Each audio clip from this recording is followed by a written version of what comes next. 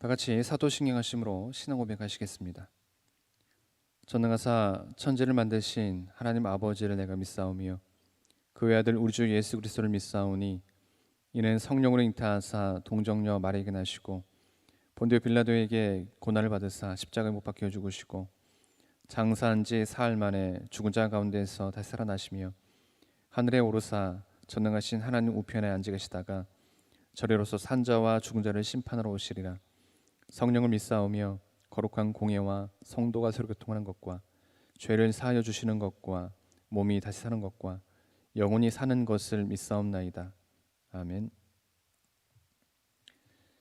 찬송가 93장 예수는 나의 힘이요 함께 찬양드리겠습니다. 93장입니다.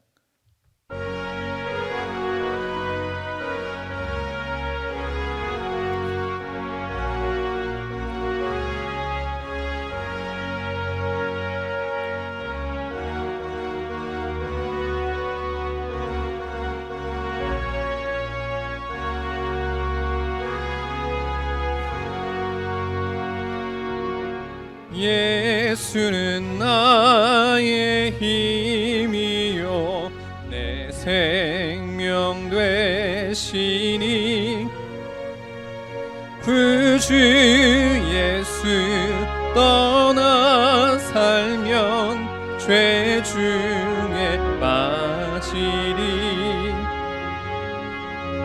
눈물이 앞을 가리고 내 맘에 근심 쌓일 때 위로하고 힘주실 이 주 예수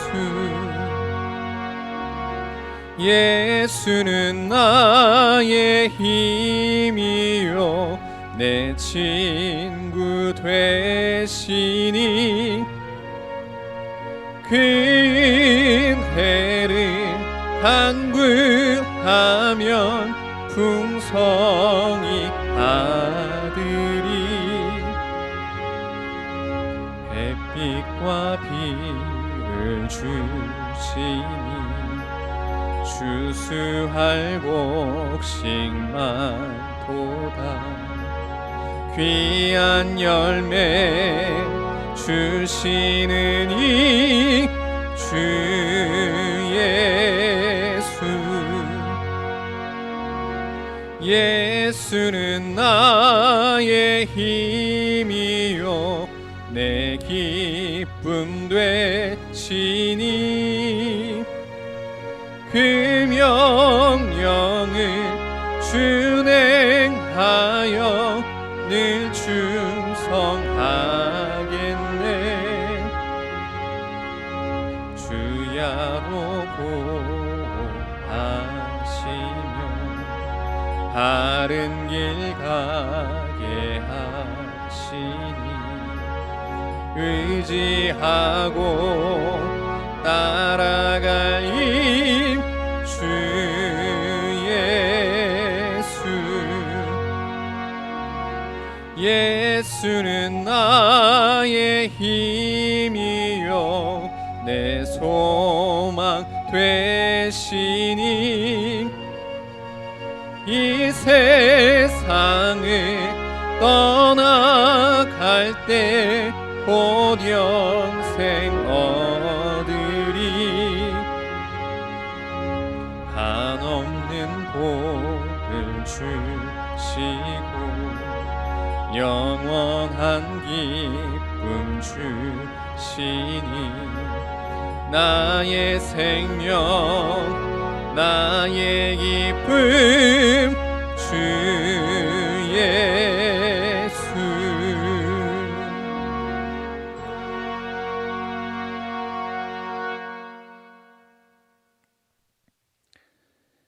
함께 나눌 말씀은 역대상 5장 18절에서 22절 말씀까지입니다.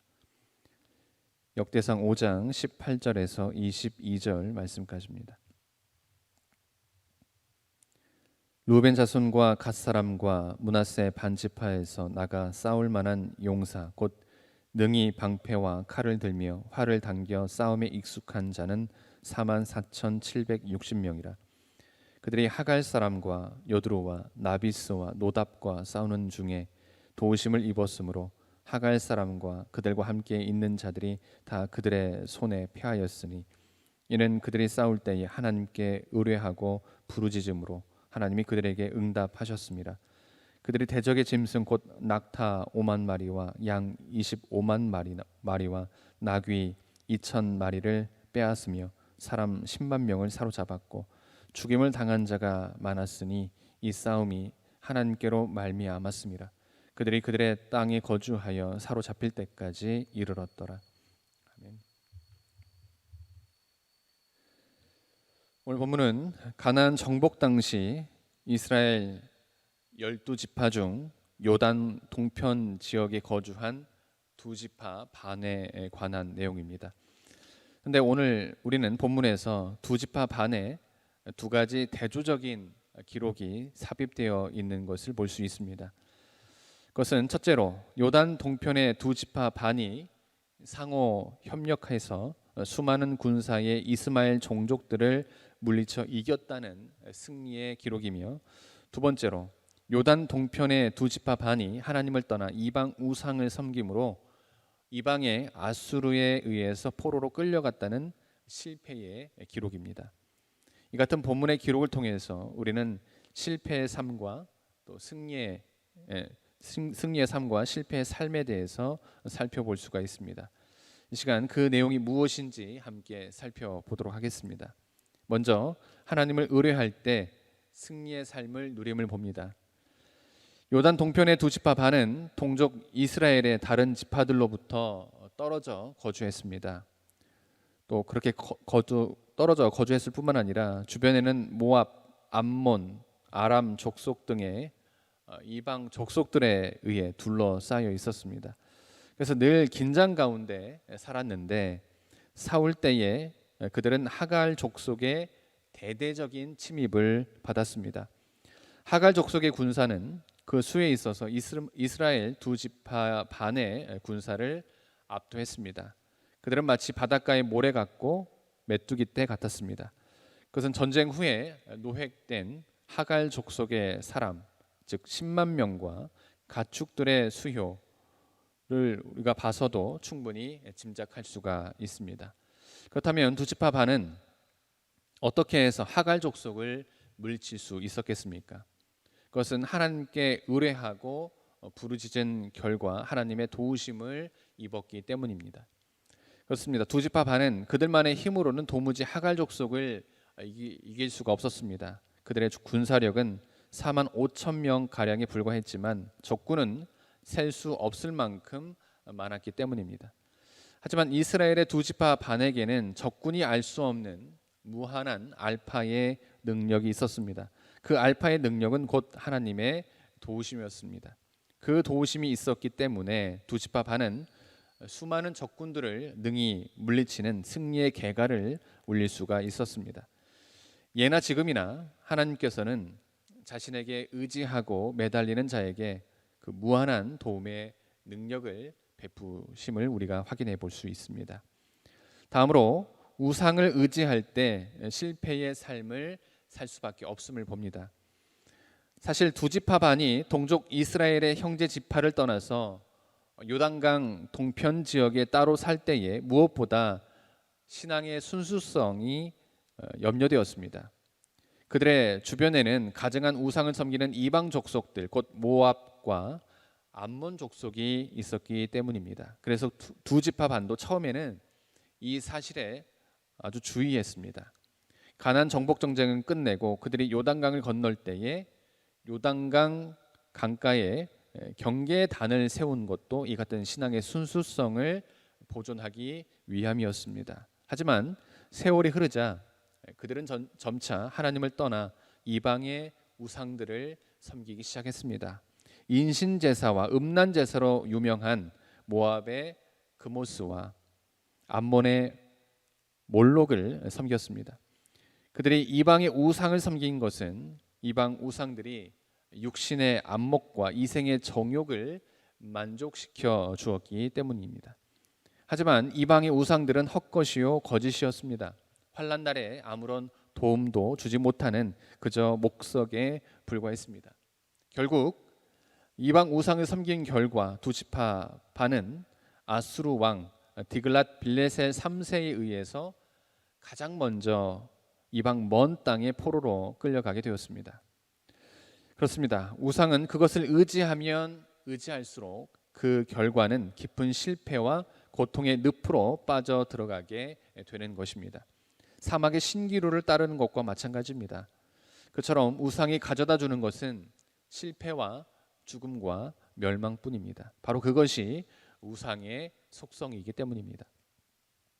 사랑하는 성도 여러분, 오늘 본서 저자는 70년 바벨론 포로 생활을 마치고 고국 땅으로 돌아온 귀한 백성들에게 위에 두 가지 사실을 말해주고자 했습니다. 과연 요당 동편 두 지파 반이 어떻게 해서 승리의 삶을 살았으며 또 어떻게 처신해서 비참하게 포로되어 끌려갔는지 예증적으로 보여주었습니다.